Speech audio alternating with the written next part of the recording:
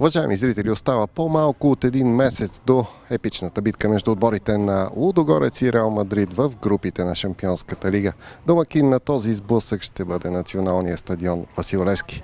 В момента тече усилен ремонт в сектора на националния стадион. Подменен бе и терена, който се оказа, че е малко по-голям от стандартите на УЕФА. Сега всичко е наред. До 20 септември всичко ще бъде наред и в сектора, където се ремонтират официалните ложи, ложата за журналисти. Правят се допълнителни места за представителите на УЕФА. Единствен екипът на Спортал успя да види къде ще се събличат Кристиано Роналдо и компания преди матча с Орлите. Ето, вижте къде ще се случи това.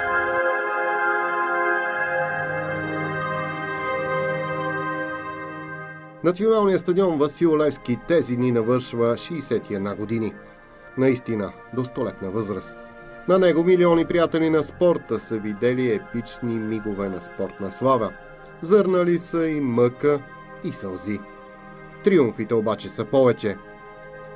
След 3 седмици феновете ще изпълнят, надяваме се до краен предел, стадиона в големия парк на София, за да посрещнат първата домакинска среща на Лудогорец в Шампионската лига. Гостувани не кой да е. Тук ще пристигне компанията на Кристиано Роналдо от европейския клубен първенец Реал Мадрид. И наистина ще бъде велико преживяване. Поне за щастливците, които ще успеят да се преборят за входен билет.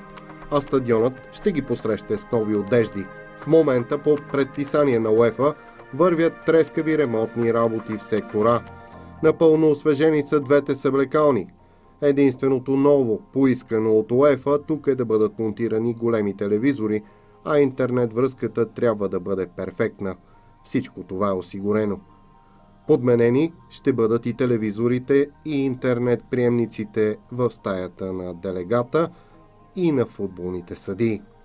Ще бъдат премахнати преградите и металната врата в тунела.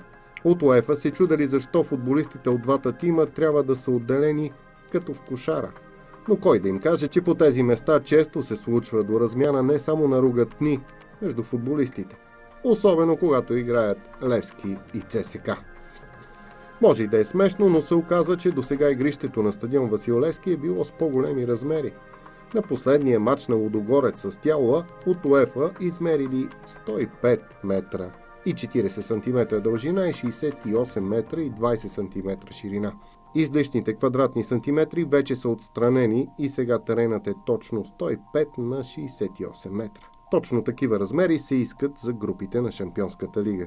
Иначе по правилник теренът може да е и по-голям. За радост на журналистите, ложата за новинарите вече ще е за 180 брати по перо. Направена е отделна зала за фоторепортерите, а с нова визия ще са залите за пресконференции и за репортерите до трибуната.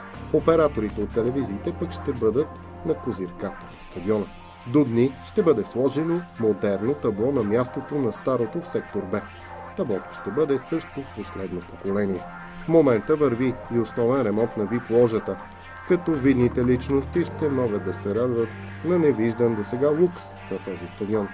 Изграждат се още и нови тоалетни. До 20 септември трябва да си тръгнат строителните бригади, а на 26 ще се настанят екипите на УЕФА. Така, стадион Васил Левски за кратки срокове ще получи шампионски вид.